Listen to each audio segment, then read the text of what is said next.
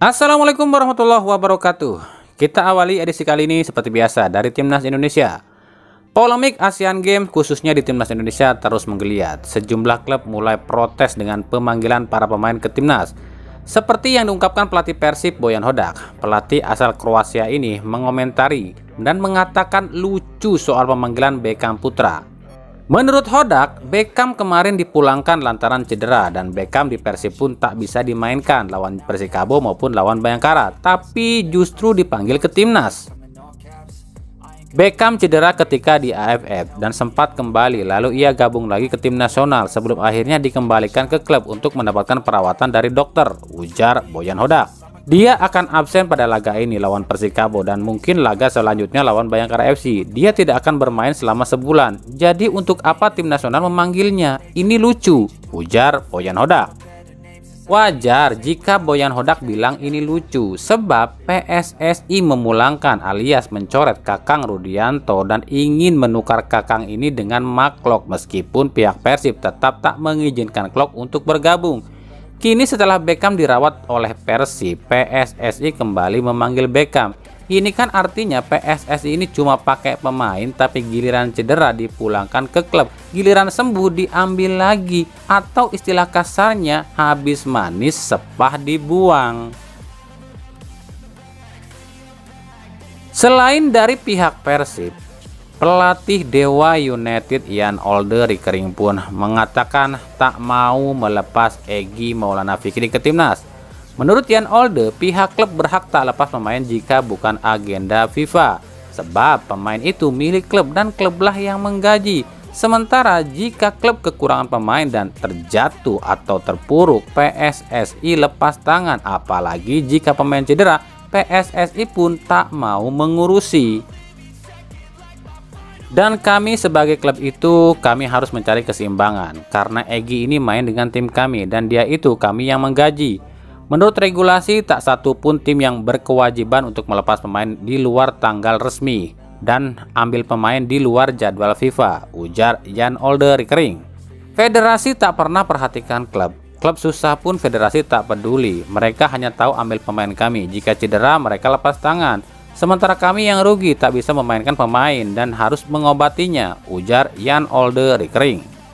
Inilah permasalahan akut PSSI. Di satu sisi PSSI ingin cari pamor dengan berbagai prestasi demi mengatrol pamor ketum PSSI dengan ikut kejuaraan-kejuaraan. Tapi PSSI seolah tak peduli dengan klub, apalagi jika ada pemain yang cedera. PSSI seolah lepas tangan. Sedangkan klub yang rugi sudahnya menggaji tapi juga harus mengobati. Tapi giliran sembuh tak bisa dipakai. Silahkan komentarnya guys.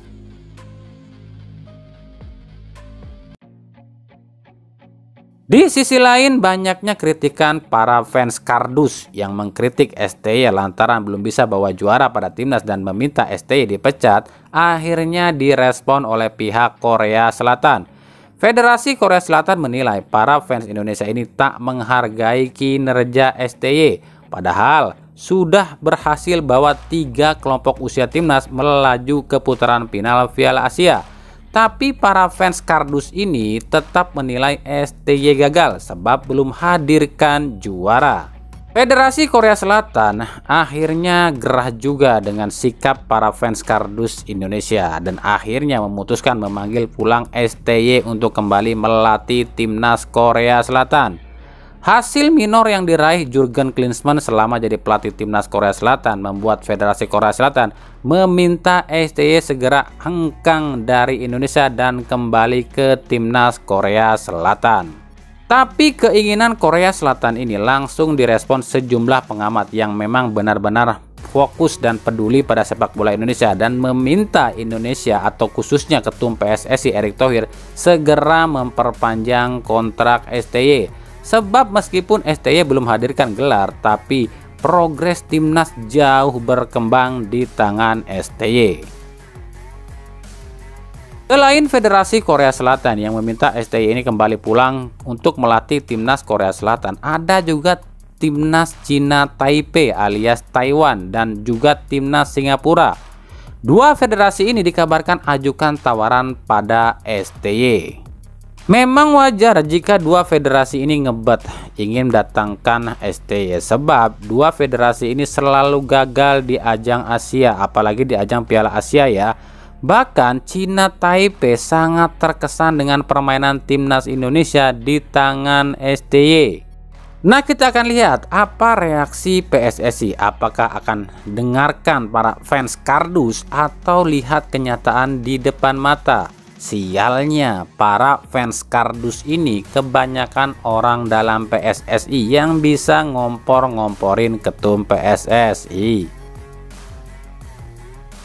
Buat kami gini loh ya, ini kami khususkan buat para fans kardus, terutama yang ada dari kalangan orang PSSI nih. Kalian gak usah ngurusin STY. Kami tahu tujuan kalian gonjang-ganjing STY supaya kalian ini bisa bawa orang kalian jadi pelatih timnas dan kalian dapat upeti, gitu kan?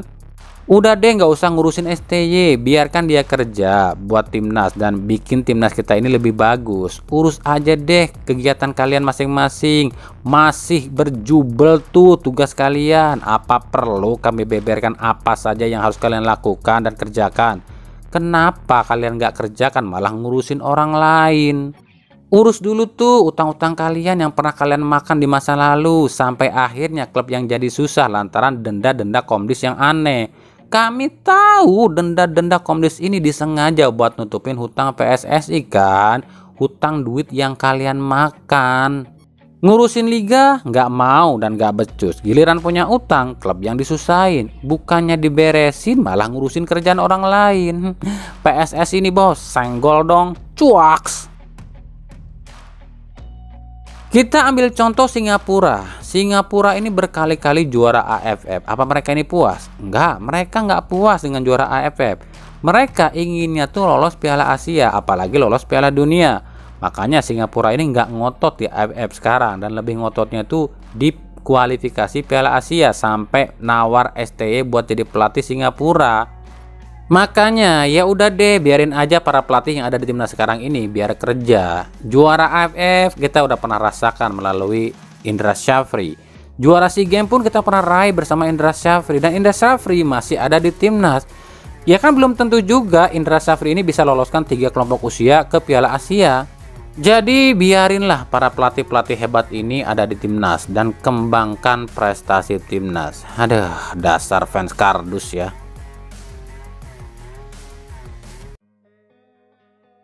Kita beralih ke berita klub. PSIS Semarang kabarnya akan mendepak salah satu pemain asingnya di jendela transfer ini. Dia adalah Vitinho. Alasannya jelas, sejak didatangkan Vitinho kurang berkontribusi bagi tim Mahesa Jenar.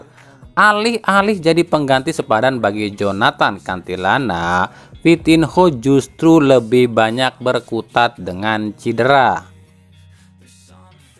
Nama Andres Nieto paling santer diisukan akan jadi pengganti Vitinho. Andres Nieto adalah gelandang serang asal Kolombia berusia 27 tahun yang saat ini bermain di Liga Kamboja bersama klub Phnom Penh. Dia adalah pemain terbaik Liga Kamboja musim lalu. Dari PSS Sleman, setelah kemarin ada nama Tomoyuki Doi yang dirumorkan akan jadi pengganti Yevhen Bokashvili, kini ada 2 nama lagi yang mencuat. Mereka adalah Yosef Ejejari dan Karim Rossi. Hal ini pun dikomentari oleh Presiden PSS Sleman, Gusti Randa.